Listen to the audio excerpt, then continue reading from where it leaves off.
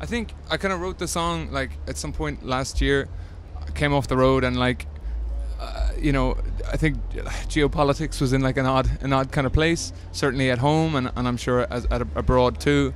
And there was kind of a very divisive rhetoric and very kind of othering rhetoric was being given like a fairly mainstream platform, you know, 24/7. So I just wanted to write something that was not cynical, that was hopeful and came from a place of solidarity, and even though acknowledged, you know, the kind of the difficulty of you know, how do you start addressing these things, where do you start, and what's worthwhile about addressing them.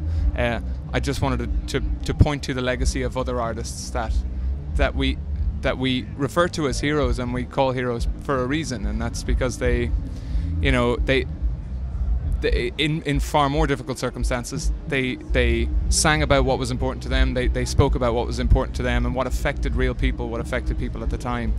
Artists like Mavis Staples. So yeah, it was really important, I think, to have her involved in that project. I was super proud that we were able to get together and do it. My head is always still buried firmly in 20th century stuff like blues music and folk music.